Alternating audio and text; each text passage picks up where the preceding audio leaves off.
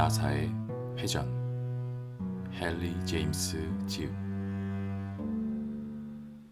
그 이야기는 난로가에 둘러앉은 우리들의 숨을 죽이기에 충분했다.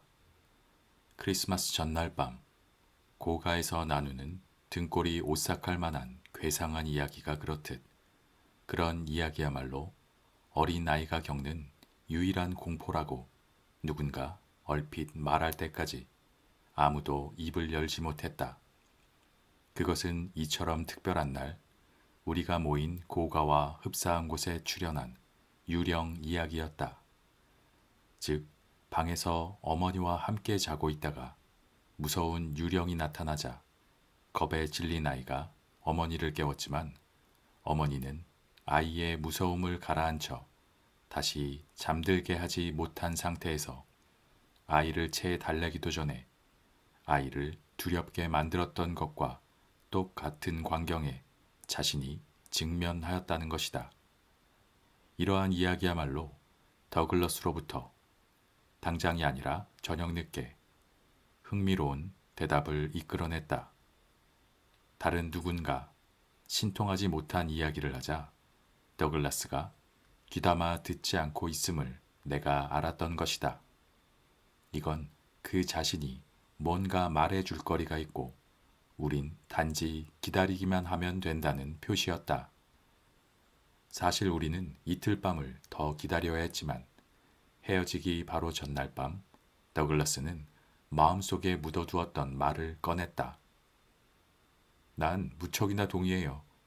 지난번 그리핀 씨가 말한 유령 이야기가 무엇이든 그토록 여린 아이에게 맨 먼저 유령이 나타난 게 각별한 기미가 있다는 거 말이오.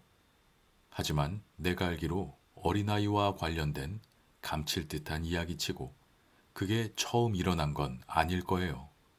만일 어린아이 하나가 나사를 한 번 더 죄는 효과를 낸다면 어린아이가 둘일 경우 어떻게 되겠어요? 그야 물론 누군가가 소리쳤다. 두 번 죄는 거죠? 우린 그 이야기도 듣고 싶소이다. 나는 난로 앞에 있던 더글라스의 모습을 볼 수 있었다. 그는 난로에 등을 쬐려고 일어서서 두 손을 호주머니에 넣고 자기와 말한 상대를 내려다보고 있었다. 지금까지 나를 제외하고 누구도 이 얘기를 들은 적이 없어요. 정말 너무나 끔찍한 이야기인지라. 이 말을 듣고 사람들이 그 이야기를 가장 듣고 싶다고 말하자 더글러스는 눈길을 우리에게 돌려 느긋하게 말을 계속하며 자신의 승리를 굳혔다. 그건 무엇과도 견줄 수 없어요. 내가 알고 있는 한 다른 얘기는 접근조차 못하니까요. 순전히 공포 때문인가요? 내 기억으로 내가 그렇게 물은 것 같았다. 더글러스는 사건이 그처럼 단순하지 않아 어떻게 표현해야 할지 정말 난처해 하는 기색이었다. 그는 손으로 눈을 쓰다듬다가 주춤하며 얼굴을 약간 찌푸렸다. 무섭기 때문이죠. 여부가 없어요. 어머, 멋진데요? 부인 가운데 한 사람이 외쳤다. 더글러스는 그 부인을 눈여겨보지 않고 나를 바라보았지만 나보다는 자신이 했던 말을 되새기는 듯 했다. 전체적으로 말한다면 기괴하고 흉측스럽고 공포와 고통을 주지요. 글쎄요, 그렇다면 곧장 자리에 앉아 얘기를 시작합시다. 내가 말했다. 더글러스는 난로로 몸을 돌려 발로 장작을 차며 잠시 난로불을 지켜보았다. 그런 다음 다시 우리와 마주했다. 지금 시작할 순 없어요. 시내로 심부름을 보내야 하니까요.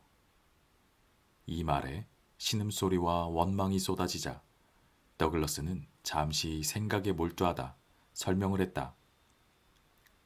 그 얘기는 글로 남겨져 있어요. 자물쇠를 채운 서랍 속에 넣어져 몇 해 동안 바깥으로 나온 적이 없거든요. 내가 하인에게 편지를 써 열쇠를 동봉하면 그 사람이 꾸러미를 찾는 대로 보낼 거예요. 더글라스는 나를 염두에 두고 말을 하는 듯했다. 자신이 주저하지 않도록 도와주기를 바라는 눈치였다. 그는 몇 번의 겨울을 보내며 형성된 두꺼운 침묵의 얼음을 깨뜨렸고 그 오랜 침묵에는 나름대로 이유가 있었다. 다른 사람들은 모두 이야기가 연기된 데 원성을 보냈지만 나는 그의 머뭇거리는 태도에 매료되었다. 나는 가급적 빨리 이야기를 들을 수 있도록 첫 우편으로 편지를 보내자고 간청했다. 그러고 나서 그 이야기가 더글러스 자신의 체험인지 묻자 그는 내 말이 끝나기가 무섭게 대답했다. 이런, 정말이지? 그건 아니에요. 그렇다면 그 기록이 당신 건가요? 당신이 그걸 기록했나요? 단지 인상일 뿐이죠. 그걸 여기 간직하고 있으니까요. 그는 자신의 가슴을 가볍게 두드렸다. 그걸 절대로 분실하진 않았답니다. 그럼 당신이 가진 원고는?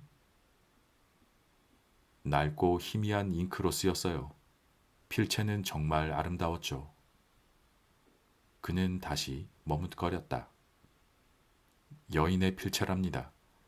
죽은 지 20여 년이 되었어요. 그 여자는 죽기 전에 문제의 내용을 내게 보냈어요. 이제 모두들 귀를 기울이고 있었다. 물론 짓궂게 굴거나 추론 따위를 하는 사람도 있었다. 하지만 더글러스는 그런 추론을 비웃지 않고 가볍게 받아넘기며 짜증을 내지도 않았다. 그 여자는 무척 매력 있는 인물이었어요. 하지만 나보다 10살이나 위였고 내 누이의 가정교사였답니다. 그는 나직이 말했다. 내가 여태껏 알았던 가정교사라는 직업을 가진 여자 가운데 가장 마음에 드는 사람이었죠. 어떤 일도 능히 감당했을 테니까요. 오래전 일이었고 지금 하려는 얘기는 그보다 더욱 오래되었어요. 나는 트리니티 대학교에 다녔어요. 두 번째 여름방학에 집에 내려와 보니 그 여자가 있더군요. 그의 나는 오랫동안 집에 머물렀어요. 아름다운 여름이었죠. 그 여자가 일을 마치면 우리는 정원을 산책하며 이야기를 나누었답니다. 대화를 해보면 그 여잔 정말 영리하고 산뜻한 인상을 주었어요. 여부가 없죠. 비웃지 마세요. 난 그 여자를 너무나 좋아했고 그녀도 나를 좋아했다는 걸 생각하면 지금도 흐뭇한걸요. 그 여자가 나를 좋아하지 않았더라면 얘기를 하지도 않았을 거예요. 누구에게도 얘기한 적이 없으니까요. 그 여자가 그렇게 말한 건 아니지만 그러지 않았다는 것은 확실해요. 난 알 수 있거든요. 내 얘기를 들어보면 여러분도 쉽게 이유를 알 수 있을 거예요. 그 사건이 너무나 무섭기 때문이요? 더글라스는 물끄러미 나를 응시했다. 쉽게 알 수 있을 거예요. 그는 말을 되풀이했다. 당신이라면. 나도 그를 응시했다. 알겠소. 그 여자가 사랑에 빠졌군요. 그는 처음으로 웃음을 지었다. 당신은 예리하군요. 네, 그래요. 말하자면 그 여자가 사랑에 빠졌던 거죠. 그건 저절로 드러났어요. 그렇지 않고선 스스로 얘기할 수 없었겠죠. 난 그걸 알았고 내가 안다는 걸 그 여자도 알았어요. 하지만 어느 편에서도 그걸 말하진 않았답니다. 나는 지금도 그 시간과 장소를 기억하고 있어요. 잔디밭 모퉁이와 넓은 밤나무 그늘, 길고 무더운 여름날 오후. 그곳은 몸을 떨게 할 장소는 아니었답니다. 하지만, 더글러스는 난로가를 떠나 자신의 의자에 털썩 앉았다. 목요일 아침에는 그 꾸러미를 받게 되겠죠? 나는 물었다. 아마 두 번째 우편물이 올 때까지 어려울 거예요. 좋소. 그렇다면 식사 후에. 여러분 모두가 여기서 나를 기다리겠다는 건가요?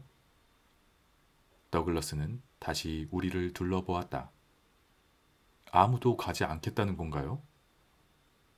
그건 희망에 가까운 어조였다. 다들 남아있겠어요. 저도 그래요. 그렇고 말고요. 이미 떠나기로 작정했던 부인들이 소리쳤다. 하지만 그리핀 부인은 약간의 암시가 필요하다고 말했다. 그 여자가 사랑에 빠진 사람이 누구였나요? 얘기를 들으면 알겠죠. 내가 대답을 가로막으며 말했다.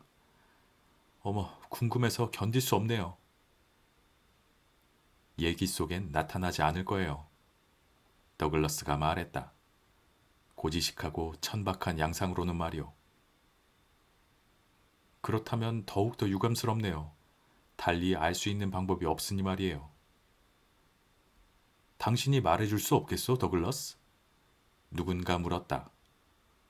더글러스가 다시 벌떡 일어났다. 네, 내일 하죠. 이제 잠자리에 들어야 하니까요. 편히 주무세요. 안녕하세요. 책 읽어주는 남자 채널 북스입니다. 오늘 소개드릴 책은 나사의 회전이라는 책입니다. 저자는 헨리 제임스입니다. 인간을 공포에 빠지게 하는 요소에는 여러 가지가 있습니다. 그 중에서도 가장 직관적으로 무서운 이야기라면 역시 귀신 이야기가 아닐까 싶습니다. 인간의 이성으로 대응할 수 없는 초자연적인 존재인 유령은 공포소설의 단골로 등장하는 소재입니다. 유령이 인간을 물리적으로 직접 공격하지 않더라도 그 존재와 등장만으로 소름 끼치고 무서운 분위기가 만들어집니다. 어쩌면 유령 그 자체보다도 더 무서운 건 언제 어디서 무슨 일이 일어날지, 무슨 일을 당할지 모른다는 그 긴장과 공포감이 아닐까 싶습니다. 이 소설 나사의 회전은 한 저택에 부임한 젊은 가정교사가 유령을 목격하면서 발생한 이야기를 그리고 있는 공포 심리 소설입니다.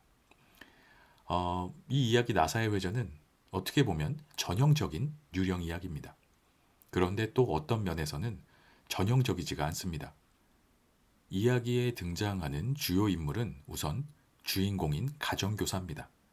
젊은 여성인 그녀는 런던에서 이 가정교사 자리를 받아들이고 블라이의 저택으로 가게 됩니다. 그리고 자신을 맞이하는 또 다른 주요 등장인물들과 마주하게 됩니다. 바로 어린 소녀 플로라와 유목격인 그로스 부인입니다. 그리고 마지막으로 플로라의 오빠이자 알 수 없는 이유로 학교에서 쫓겨나 저택으로 다시 돌아온 소년 마일스도 만나게 됩니다.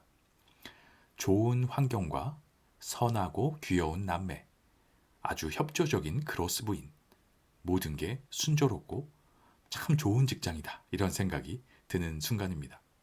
그런데 무언가 숨기고 있다는 느낌과 묘한 찜찜한 느낌이 있습니다.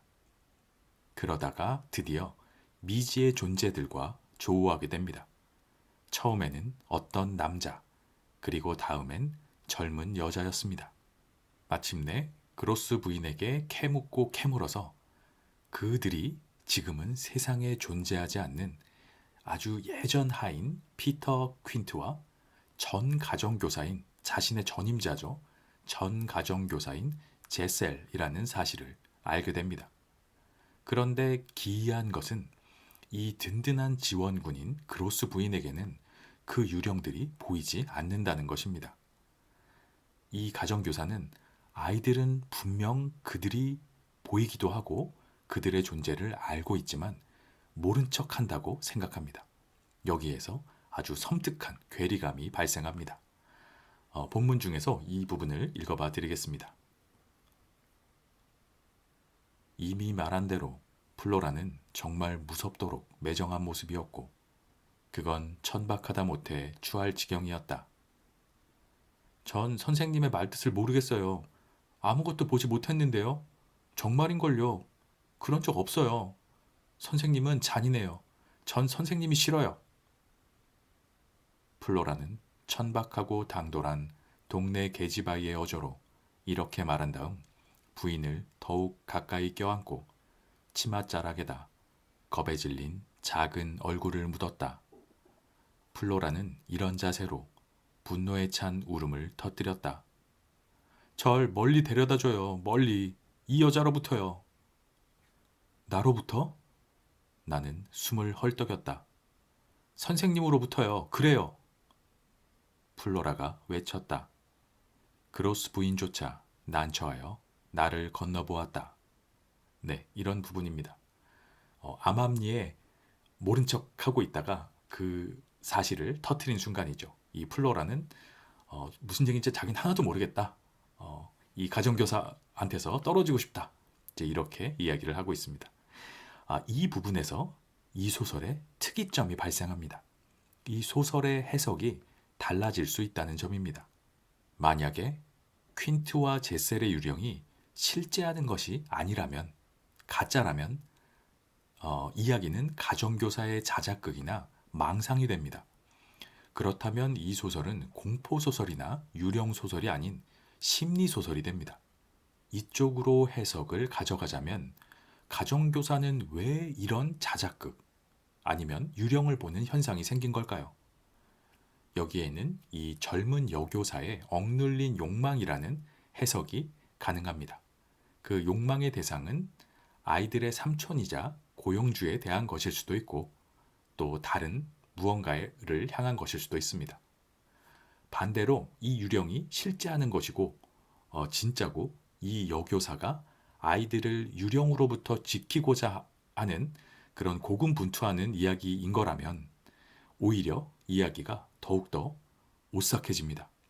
왜냐하면 순수하고 지켜줘야만 할 것 같은 마일스 플로라 남매가 사실은 이 유령들과 편이 되어서 다른 어른들을 농락하고 있다라는 해석이 가능해지기 때문입니다. 아이들은 유령이 보이지만 안 보이는 척하고 오히려 가정교사를 궁지로 몰아넣는 악한 술수를 쓰는 악의 동조자가 되어버립니다. 이 아이들의 천진난만하고 순수한 모습이 모두 연기였다라고 생각하면 유령보다도 오히려 더 오싹한 포인트가 되어버립니다. 본문 중에서 이런 부분을 다루고 있는 내용을 읽어봐 드리겠습니다. 지상에 존재한다고 생각될 수 없는 아이들의 아름다움과 함께 도무지 부자연스러운 착한 심성 말이에요. 그건 게임이에요. 나는 말을 계속했다. 그건 책략이고 사기랍니다. 귀여운 어린 것들이 말인가요? 사랑스럽기 그지없는 어린 것들이 그럴 리 있겠느냐는 뜻이죠? 그럼요, 미친 짓처럼 보이겠지만. 이렇게 말을 꺼내고 보니 사건을 추적하고 샅샅이 따져 한 대의 엮기가 한결 쉬워졌다. 그 아이들은 지금까지 착한 게 아니었어요. 겉으로 나쁜 짓만 하지 않았을 따름이었죠. 아이들과 함께 지내는 건 쉬운 일이에요. 아이들은 나름의 생활을 하고 있을 뿐이니까. 아이들은 내 소유도 우리 소유도 아니에요. 그 남자와 그 여자의 소유랍니다. 퀸트와 그 여자 말인가요? 네, 이런 부분입니다. 이 가정교사가 그 부인하고 이야기를 나누는 그런 내용입니다. 이 소설의 작가 헨리 제임스는 현대 심리 소설의 선구자라는 평가를 받는 그런 작가입니다. 으스스하고 괴기스러운 고딕 소설과는 또 다른 묘한 긴장감과 열린 결말의 이 작품을 보면서 어느 정도는 그 의미를 이해할 수 있었습니다. 현대 심리 소설의 선구자다. 이 소설 나사의 회전에 등장하는 유령들은 실제로 물리적인 위협을 가해오거나 그러진 않습니다. 하지만 묘한 압박감으로 심리를 조여오는 긴장감이 있습니다. 헨리 제임스의 다른 작품으로는 예전에 아메리칸이라는 소설을 읽은 적이 있었는데 그 소설도 참 개성있고 특이하고 재미있었던 기억이 있습니다. 이 소설의 작가 헨리 제임스는 총 22편의 장편소설과 113편의 단편소설, 그 외에도 수많은 비평과 여행기, 희곡, 자서전 등을 남긴 아주 다작을 한 작가였습니다. 이 소설의 제목 나사의 회전은 영어로 하면 The Turn of the Screw인데 이거는 관용적인 표현입니다. 나사의 조임처럼 긴장감을 한층 더 고조시킨다. 어떤 때는 고통을 더욱 가증시킨다. 이런 뜻을 가지고 있습니다. 이 소설의 프롤로그에서 그 비슷한 이야기가 나오는데 순수한 아이들에게 유령이 접근하면서 이야기는 더욱 긴장감을 갖게 된다. 이런 이야기입니다. 앞서 이야기한 것처럼 아이들의 순수함이 유령의 존재 여부에 따라서 굉장히 다르게 해석될 수가 있어서 이야기 전체에서 중요한 요소가 됩니다. 방금 얘기 드린 이런 부분을 본문 중에서 읽어봐 드리겠습니다. 난 무척이나 동의해요. 지난번 그리핀 씨가 말한 유령 이야기든 무엇이든 그토록 어린 아이에게 맨 먼저 유령이 나타난 게 각별한 의미가 있다는 거 말이오. 하지만 내가 알기로 어린 아이와 관련된 감칠 듯한 이야기치고 그게 처음 일어난 건 아닐 거예요. 만일 어린아이 하나가 나사를 한 번 더 죄는 효과를 낸다면 어린아이가 둘일 경우 어떻게 되겠어요? 그야 물론 누군가가 소리쳤다. 두 번 죄는 거죠. 우린 그 이야기도 듣고 싶소이다. 네, 이런 부분입니다. 이 나사의 회전이라는 부분에 대해서 표현이 되어 있는 그런 부분이었습니다. 이 귀신보다 무서운 게 사람이다. 이런 말이 있습니다. 물론 이 작품과는 조금 다른 의미이기는 하지만 결국 공포라는 건 인간의 마음 속에 있는 것이 아닐까 싶습니다. 이 소설 나사의 회전이 공포 소설이면서 심리 소설이기도 한 이유가 아닐까 싶습니다. 다른 해석이 가능한 열린 결말이라는 점도 아주 마음에 드는 그런 작품입니다. 이 작품은 미국 대학위원회 선정 SAT 추천 도서이기도 한데 SAT니까 우리로 치면 이제 수능 추천 도서 이렇게 되겠죠. 인간의 복잡한 심리에 대해서 이해하는데 도움이 되는 그런 작품이 아닐까 생각이 되고 읽어보시기를 추천드리는 재미있는 작품입니다.